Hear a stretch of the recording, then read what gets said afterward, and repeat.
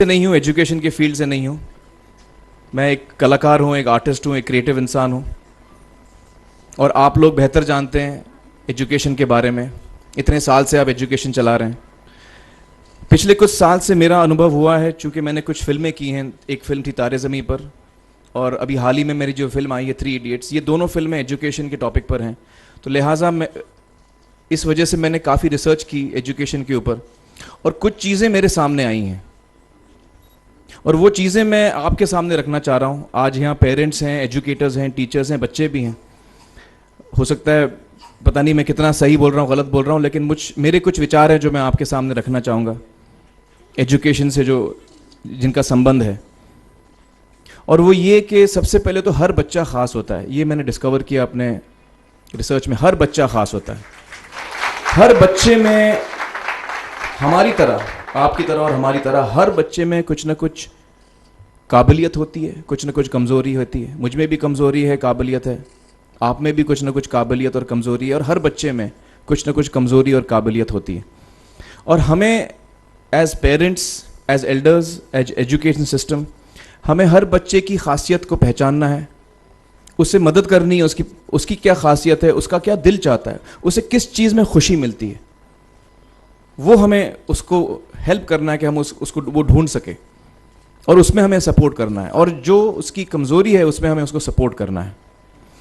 मुझे अक्सर education institutes मुझे बोलते हैं कि हम हमारे स्कूल में सारे बच्चे पास होते हैं, हमारे स्कूल में सारे बच्चे फर्स्ट आते हैं, या हम जो बोर्ड एग्ज़ाम है उसमें हमारे सारे बच्चे पास होते हैं। मुझे एक सवाल पूछना है कि हमारे कितने बच्चे खुश हैं। सबसे बड़ा सवाल मेरा ये है, how many of our children are happy. और वो जो हैप्पीनेस कोशेंट है ना, वो मेरे लिए सबसे अहम है। क्योंकि देखिए, पढ़ाई लिखाई तो हम सीख ही लेते हैं। जब मुझे कोई चीज़ सीखनी होती है तो मैं कुछ ना कुछ करके सीख ही लेता हूँ। हमारी फिल्म 3 इडियट्स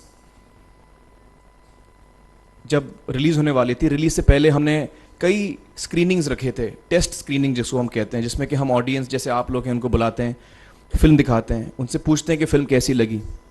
ऐसे एक टेस्ट स्क्रीनिंग हमने किया था। बम्बई में एक फैक्ट्री में कारीगर लोग काम करते हैं, तो करीब 25-30 कारीगर आए थे उस स्क्रीनिंग में। स्क्रीनिंग के बाद उनका एक कारीगर था, उसने मुझसे एक सवाल पूछा। उसने मुझसे ये पूछा, आप लोगों ने फिल्म देखी है 3 इडियट्स?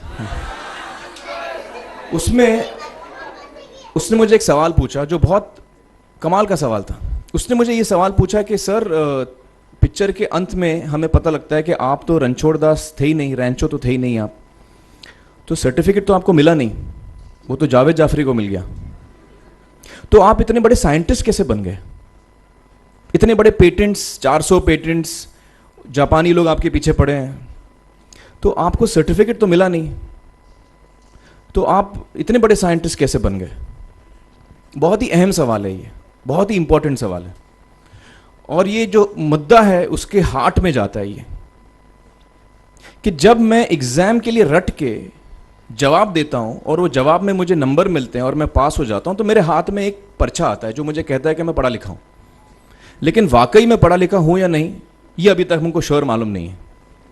लेकिन जब आप नॉलेज चाहते हैं कि आपको मिले, विद्या मिले आपको, तो फिर वो कागज़ का मायने कुछ होता नहीं है।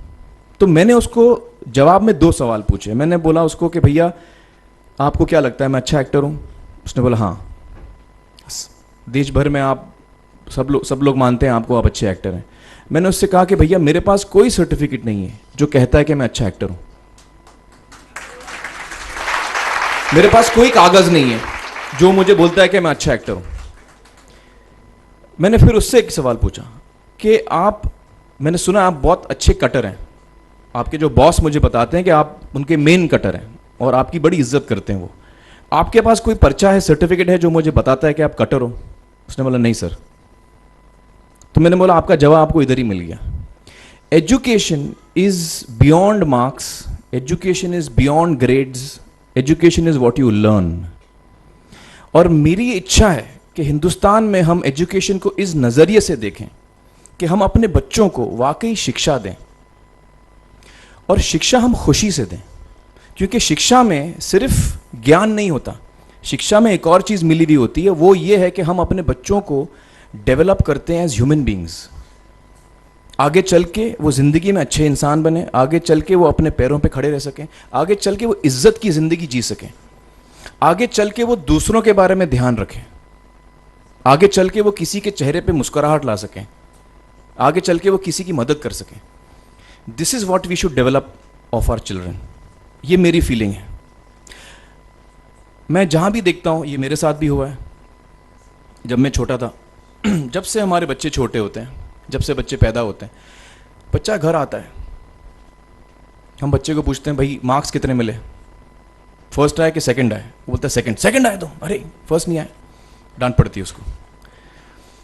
जो बोलता है मैं 10th आया तो उसकी तो हालत ही बुरी हो जाती है। बच्चे को लगता है यार ये फर्स्ट आना बड़ा ज़रूरी है। उसको रेस में हम पूछते हैं तुम रेस में फर्स्ट आए कि सेकंड आए, में हम उसको बचपन से, जब से वो केजी लोअर केजी में होता है, जब लोअर केजी में रेस होती है, चमचा मुंह में लगा के उसमें नींबू डाल के भागते हैं, उसमें भी हम बच्चे को पूछते हैं अरे मेरा बेटा फर्स्ट आएगा, ला बेटा मेरा फर्स्ट आना, मतलब पेरेंट्स चिल्ला रहे हैं बेटा भागो, मतलब नींबू लेके भागो। तो उसमें होता क्या है कि बच्चे को लगता है कि यार ये बड़ा जरूरी है। मेरे पेरेंट्स को हमेशा, मेरे पेरेंट्स मुझे एक ही सवाल पूछते हैं, मैं फर्स्ट आया कि नहीं। उसके जहन में ये बात बैठ जाती है कि मेरे को अव्वल आना है, मेरे को compete करना है, मेरे को बाकी लोग से आगे निकलना है। टीचर्स भी यही सवाल उसको पूछते हैं आमतौर पे, मेरे साथ हुआ है। होता क्या है कि जब वो बच्चा 21 साल का होता है तो वो बड़ा सेल्फिश हो जाता है, और उसको सेल्फिश हमने बनाया, हमारे सिस्टम ने बनाया। वो अपने बारे में सोचता है और किसी के बारे में नहीं सोचता है, क्योंकि यही हमने उसको ट्रेन किया है बचपन से। बचपन से हमने उसको यही ट्रेन किया कि बेटा तुम पहले आना, बाकी सब लोग को भूल जाओ। तो जब वो नौजवान बनता है तो उसका नजरिया सोसाइटी की तरफ यही हो जाता है कि भैया मुझे आगे बढ़ना है, बाकी सब बाय हुक और by crook I must succeed, I don't care about anybody else. मेरा ये दिल कहता है, मेरा ये दिल चाहता है कि अगर हम जितने यहाँ पेरेंट्स हैं, एडल्ट्स हैं, यंगस्टर्स हैं जो कल जाके पेरेंट्स बनेंगे, अगर हम अपने बच्चों को ये सीख दें जब वो छोटे हैं, जब वो घर आए हम उसको ये सवाल पूछें, ये नहीं पूछें कि मार्क्स कितने मिले, उसको ये पूछें कि बेटा आज तुमने किसकी मदद की, आज तुमने किसके चेहरे पे मुस्कुराहट लाई। अगर हम उसको ये पूछें तो उसको ये लगेगा कि यार ज़रूरी ये है। मेरे पेरेंट्स मुझे हमेशा ये पूछते हैं, मार्क्स का तो कभी पूछते नहीं, वो मुझसे ये पूछते हैं कि भैया तुमने किसको हेल्प किया आज। तो हेल्प करना लोगों को, लोगों के बारे में सोचना, लोगों के चेहरे पे मुस्कुराहट लाना, ये मेरे पेरेंट्स के लिए बड़ा इंपॉर्टेंट है। साइकोलॉजिकली वो इस चीज़ के साथ बड़ा होगा, स्कूल वही जाएगा, पढ़ाई लिखाई वही करेगा, वो उसका नज़रिया थोड़ा बदल जाएगा। जब वो नौजवान, जब वो बच्चा नौजवान बनेगा, 21 साल का होगा, और सारे बच्चे उस उम्र के जब 21 साल के होंगे, हमारी सोसाइटी चेंज हो जाएगी।